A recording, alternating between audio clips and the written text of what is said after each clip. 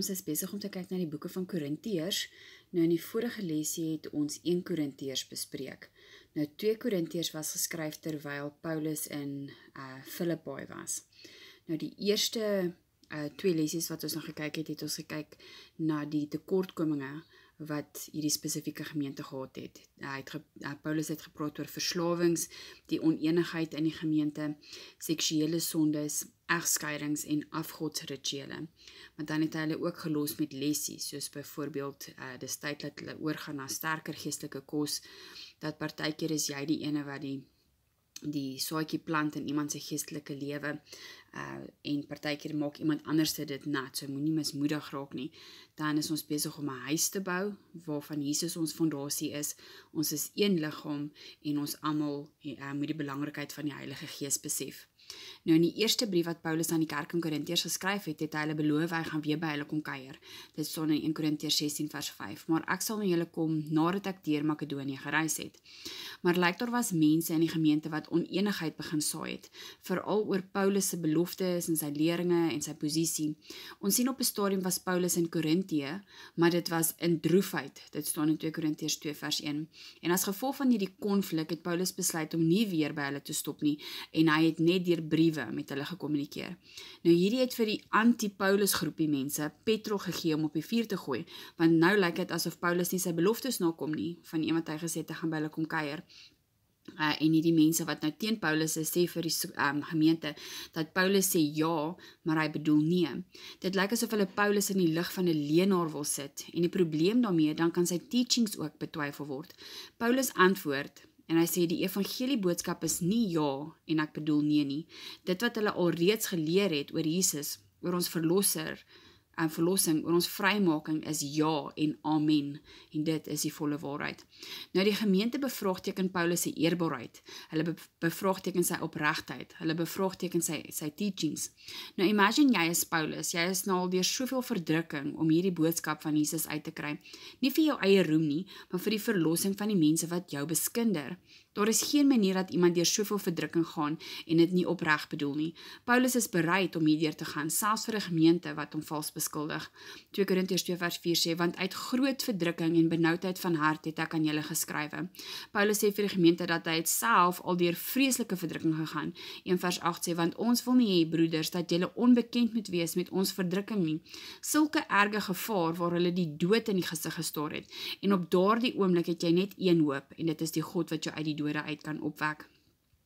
Nou die rede waarom Paulus nog steeds die kerk in Korintiërs ondersteun, staan in 2 Korintiërs 2 vers 4, maar dat julle mag weet van die liefde wat ek oorvloedig vir julle het. Nou om te dink, Paulus is so ongelukkig met die kerk in Korintiërs, dat hy eerder besluit het om nie weer by hulle te draai nie. Dalk oor dat hy kwaad is, maar ek dink dalk oor dat hy dink hy gaan oorgaan en dan gaan hulle 'n fight begin. Maar Paulus kommunikeer nog steeds met hulle deur briewe. En jy sien Paulus het 'n hart soos Jesus. Sy dryfveer is vir hierdie gemeente is nog steeds liefde. En hy gee opdrag aan die gemeente om die persoon wat oneenigheid veroorsaak het te vergewe en te vertroos. Hierdie persoon was besig om 'n kerk uit mekaar uit te skeer.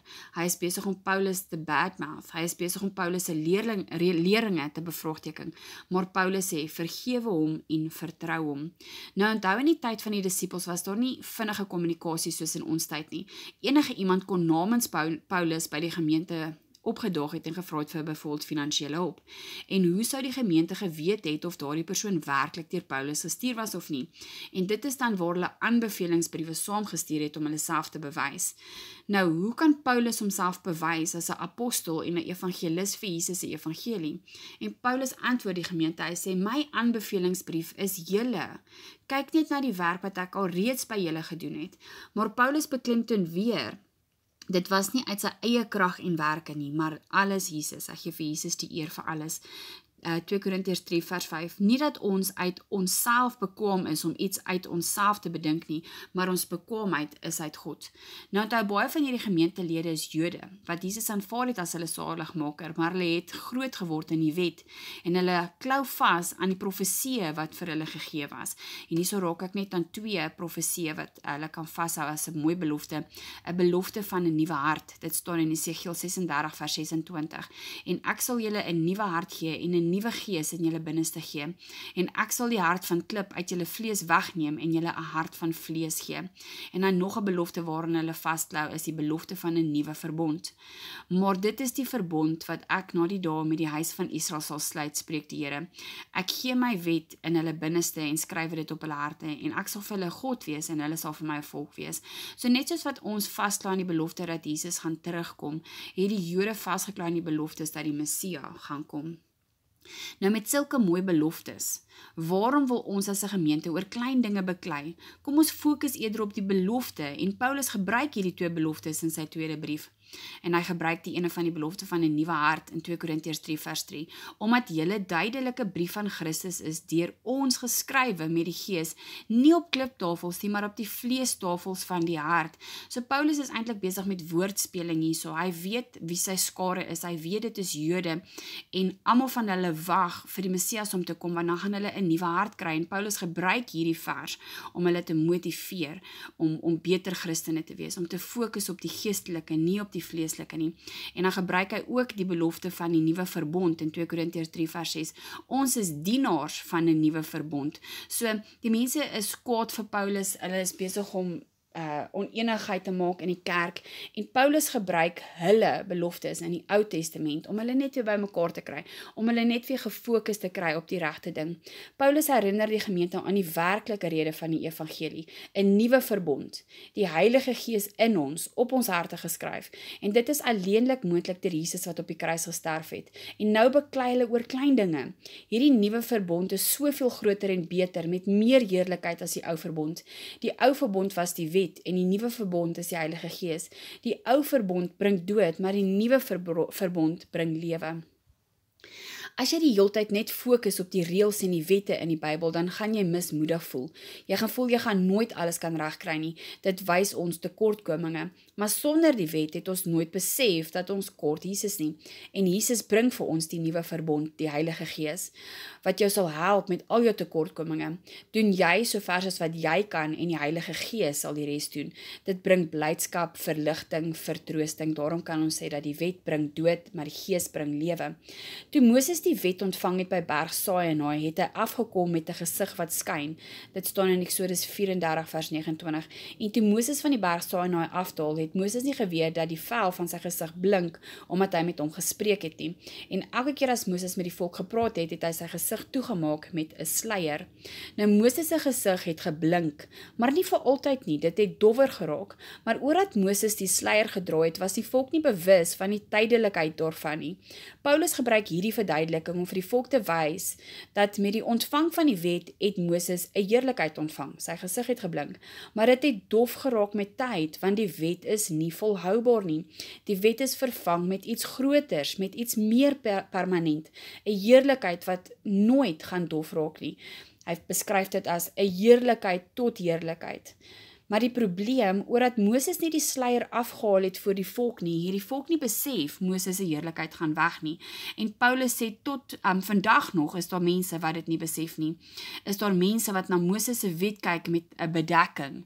Hulle besef nie die heerlikheid van Moses se bedekking raak dof nie. Hulle besef nie hulle moet kyk na Jesus, wie se heerlikheid nooit sal dof raak nie. So Paulus gebruik die storie van Moses om vir die volk van sy tyd te verduidelik wat die verskil tussen die wet en wat die ou verbond is en die nuwe verbond wat dan nou Jesus is wat vir ons die Heilige Gees bring. Hy sê vir hulle, onthou julle toe Moses van die berg af gekom het sy gesig geblink. Nou dit is die heerlikheid van God wat op sy gesig geskyn het. En hy probeer vir die volk verduidelik dat dit was 'n awesome heerlikheid geweest, maar daai heerlikheid raak dof. Hy vergelyk dit met die wet. Die wet is nie 'n heerlikheid wat vir ewig aanhou nie, dit raak dof. Die volk moet eerder fokus op Jesus, op die Heilige Gees, want dit is 'n heerlikheid wat oorgaan van heerlikheid tot heerlikheid. Nou waarom as Jesus se bediening van heerlikheid na heerlikheid beweeg, is daar nie meer mense wat deel word daarvan nie? Paulus sê dit is nie Paulus se skuld nie, dit is nie die evangelie se skuld nie, maar die ongelowiges word verblind deur die duiwel. Dit staan in 2 Korintiërs 4 vers 4, want hulle wil nie afskeid neem van die werke van die vlees nie, maar nog steeds sal Paulus aanhou om hierdie wonderlike evangelie te verkondig, maak nie saak wat die prys daarvoor is nie. 2 Korintiërs 4 vers 8 sê, ek lees hom in Engels, hy is my mooier in Engels. We are afflicted in every way, but not crushed, perplexed, but not driven to despair, persecuted but not forsaken, struck down but not destroyed. Paulus weet waaroor dit gaan, hy hou sy oë gefokus. Daarom gee ons nie moed op nie, maar al vergaan ons uiterlike mens ook, nogtans word die innerlike mens dag na dag vernuwe. Ja, die gemeente van Korintiërs gooi die beskuldigings na Paulus se kant toe, en hy het al die reg om sy rug op hulle te draai. Maar omdat Paulus werklik deur Jesus geroep is, sit hy met 'n sielelas op sy skouer, om aan te hou en aan te hou, maak nie saak hoe groot die verdrukking is nie, selfs verdrukking van sy eie mense af. Ons moet ook nie dat verdrukkings ons maak stop nie. Hou aan, klou vas aan die Here, gaan huil by die Here, maar staan op en gaan aan, want nou, die lewe waar ons nou is, die sigbare lewe, gaan ons deur verdrukking, maar dit is net tydelik, en dan eendag gaan ons 'n ewige gewig van heerlikheid ontvang, en ons sig, en ons kan nie wag vir hierdie nie, die prentjies aan die regterkant. 2 Korintiërs 5 vers 7 sê, we walk by faith and not by what we see. Soos ja, ons sien om ons verdrukking, mense wat lelik is met ons, dinge wat net nie wil uitwerk nie, maar so het besef, dis tydelik, maar dis iets wat ons kan sien, maar ons glo vas aan iets wat ons nie kan sien nie. Ons glo vas aan die idee dat Jesus gaan terugkom, dat Jesus gaan ons koning wees, dat hy gaan kom regeer in righteousness, peace and joy. En daarom sê Paulus ook, net soos ons ook, sê hy, ons sig en ons kan nie wag vir hierdie dag nie. Nou Paulus is besig om vir die gemeente van Korintiërs aan te moedig om nie God se genade te onderskat nie. Genade is 'n geskenk wat ons ontvang vanaf God, maar sommige mense misbruik dit. Sommige mense val net te vinnig terug op hulle ou vleeslike weë. Ons vergeet soms dat ons is die tempel van die Heilige Gees. Ons moet seker maak ons lewe op so 'n manier wat God behaag. 2 Korintiërs 7 vers 1. Terwyl ons dan hierdie belofte het, geliefdes, laat ons van alle besoedeling van die vlees en die gees reinig, en laat ons die heiligmaking in die vrees van God volbring. So kom ons jaag heiligmaking na. Net soos in 1 Korintiërs sien ons ook hier dat Paulus was baie kwaai met die gemeente, maar dit is nie uit hoogmoed nie, dit is uit liefde. As my kinders saam met verkeerde vriende uithang, gaan ek met hulle raas, nie oor dat ek hulle ma is nie, maar oor dat ek lief is vir hulle. Paulus het vir Titus gestuur met 'n brief na die Korintiërs om met hulle te gaan raas, en met die terugkeer het Titus goeie nuus gebring, die gemeente het tot inkeer gekom. 2 Korintiërs 7 vers 9 sê Paulus, nou is ek bly, nie omdat julle bedroef was nie, maar omdat julle bedroef was tot bekering. Nou somtyd is dit nodig om 'n bietjie 'n harder woord te hoor. Somtyd is dit nodig om oor die vingers getik te word. Die Bybel het baie lesse en vermaaninge in wat nogal kan seermaak. Mense vat selfs somtyd so 'n bietjie offense. Dit is nooit lekker om te hoor ons is verkeerd nie, maar dit gaan ons help om in die regte rigting te beweeg, nader aan God. En hoe weet ons of ons gehoor het? Jy gaan getoets word. En Paulus gaan nou die gemeente van Korintiërs toets met hulle vrygewigheid ten opsigte van offergawes vir die armes. 2 Korintiërs 8 vers 8. Ek sê dit nie as 'n bevel nie, maar om deur die ywer van ander ook die egtheid van julle liefde op die proef te stel.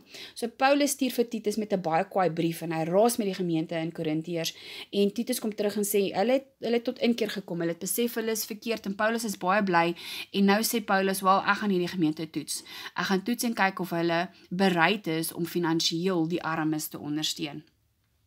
Nou die gemeentes in die tyd van die disippels het met oop hande geld ingesamel vir die behoeftiges. Jy sien dit ook in 1 Korintiërs 16 vers 1. Daar staan, wat die insameling vir die heiliges betref, moet julle ook so doen soos ek vir die gemeente van Galasiërs gereël het. In 2 Korintiërs 8 praat Paulus van die gemeente in Makedonië wat gee, al het hulle self nie baie nie. Ek dink hierdie hart vir die behoeftiges het bietjie verlore geraak met tyd. Ons lewe in 'n tydperk in geskiedenis waar dit amper each man for himself is. Ja, daar is baie kerke wat die armes ondersteun, maar dit is nodig dat elke Christen mekaar moet ondersteun, nie net die kerke alleen nie. Wanneer jy baie het, help die wat sukkel. In ruil sal daardie persoon weer help as jy sukkel. En onthou, hierdie spesifieke gemeente het onder mekaar 'n vreeslike oneenigheid gehad rondom Paulus, en of Paulus getrust kan word of nie. Daarom sê Paulus ook in verband met hierdie liefdesoffer, wat hulle saamstuur na Jerusalem, dat Titus gaan hierdie gelde vervoer saam met Paulus. Daar is witnesses wat gaan kyk wat met hierdie geld gaan gebeur, want wat net nou vertel hier dieselfde gemeente dat Paulus steel hierdie geld. Dis eintlik hartseer as Christene hulle fokus sit op sulke klein petty dinge. Daarom kan mens verstaan waarom Paulus vir hulle in die eerste brief gesê het, begin styk eet, julle bly by melk, julle bly struikel oor klein dinge, vleeslike dinge, begin geestelik gefokus word, begin fokus op siele, begin fokus op die mense om jou se behoeftes, maar dan sal ons kerk mense worry oor klein dinge, soos daar het iemand Sondag op my stoel gesit in die kerk. Hou op worry oor vleeslike dinge, fokus op die gees. Nou in die begin van 1 Korintiërs was Paulus baie opgewonde oor hierdie gemeente, en al was daar nou 'n groot dispuut in verband met Paulus se autoriteit, is Paulus nog steeds trots op hulle. Hy sê hy het oor hulle gebrag in Makedonië. So as die geldkollektors in Korintiërs opdaag, moet hulle hom asseblief nie embarrass nie, wees vooraf gereed met die gelde. En hy los hulle met hierdie woorde om na te dink. 2 Korintiërs 9 vers 6. Wie spaarsamiglik saai, sal ook spaarsamiglik maai, en wie volop saai, sal ook volop maai. Laat elkeen gee soos hy hom in sy hart voorneem, nie met droefheid of uit dwang nie, want God het 'n blymoedige gewer lief. Nou geld is 'n onderwerp wat nogal ongemak veroorsaak onder Christene. Daar is kerke daar buite wat net geld en fame chase, maar daar is baie kerke daar buite wat net so graag die Here se werk wil doen, en om dit te kan doen, is fondse nodig. Nou wanneer dit kom by die tiendes en offergawes, dan raak dit nogal 'n groot step of faith, want daardie geld wat jy as tiende moet gee, kan op honderde ander plekke gebruik word. Daar is honderde gaatjies wat toegestop moet word. Daar's rekeninge wat agter is, dinge in en om die huis wat reggemaak moet word.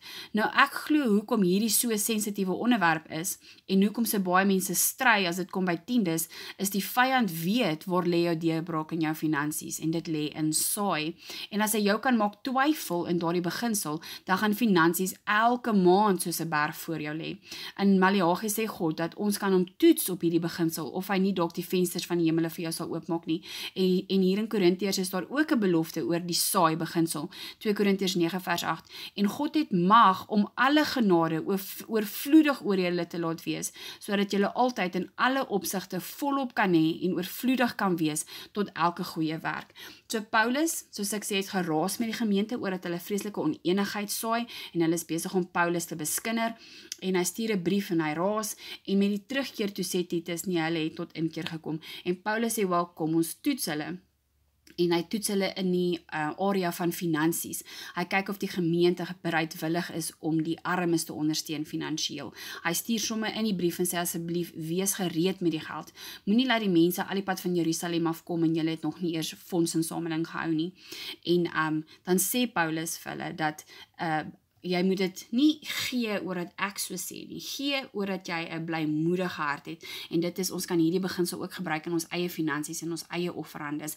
Moenie gee oor dat jy moet nie, gee oor dat jy lief is vir God, gee oor dat jy vir die Here wil dankie sê, en daarna sal die Here jou eer op dit. So hoe awesome is dit, dat jy gee vir die Here oor dat jy lief is vir hom, en dan gee die Here vir jou terug, maar hy gee soveel meer vir jou terug. Nou vir so ver soos wat ek die Bybel lees, kan 'n mens sien dat die mensdom is nog al die pad dieselfde probleme en tekortkominge wat die mense in die Ou Testament deurgegaan het, gaan ons ook deur. Dieselfde probleme wat die kerke in Paulus se tyd deurgegaan het, sien ons in ons eie kerke ook. 'n Mens sien oneenigheid, jy sien mense wat skinder, jy sien die woord van God wat verdraai word, en een ding wat ons baie versigtig mee moet wees, is valse leraars. Selfs Jesus waarsku in Matteus 24 oor valse profete. Maak seker jy ken jou Bybel en jy ken die stem van God, sodat jy die valse leraars kan raak sien. Baie keer lyk en klink die boodskap baie goed, maar is dit die waarheid? Paulus sê dat Satan kan homself verander in 'n engel van die lig. Dit is hoe versigtig ons moet wees. Nou Paulus weet hoe maklik is dit om vir die Here te werk en te begin dink dat dit gaan oor jou en nie die Here nie. Maar Paulus bly in meerderheid van sy briewe sê, hy roem glad nie. Hy weet dit gaan oor die Here. Hy weet hy gaan deur verdrukking gaan as gevolg van hierdie swaar roeping op sy lewe, maar hy sal aanhou tot die einde toe. Jy lees in 2 Korintiërs 12 oor Paulus se doring in sy vlees. Niemand weet wat was hierdie doring in Paulus se vlees nie. Party mense dink dit was dalk sy oë wat nie meer so mooi kon sien nie, maar maak nie saak wat dit was nie. Paulus sê dat hierdie doring in sy lewe is daar gesit sodat hy humble moet bly. 2 Korintiërs 12 vers 7, en dat ek my oor die voortreffelikheid van die openbaring nie sou verhef nie, en my 'n doring in die vlees gegee, 'n engel van die Satan, om my met die vuis te slaan, dat ek my nie sou verhef nie. Paulus sê hy het 3 keer vir die Here gevra om hierdie doring in sy lewe te verwyder, maar die Here se antwoord was, my genade is vir jou genoeg, want my krag word in swakheid volbring. Nou dink aan jou eie lewe ook, hoeveel keer het jy swak gevoel, moeg gevoel, soos 'n mislukking gevoel, maar ons moet daardie seisoene in ons lewens nooit onderskat nie. Wanneer ons swak is dit wanneer God sterk is. Dit is dan wanneer ons groei, dit is dan wanneer ons fokus alleen op God is.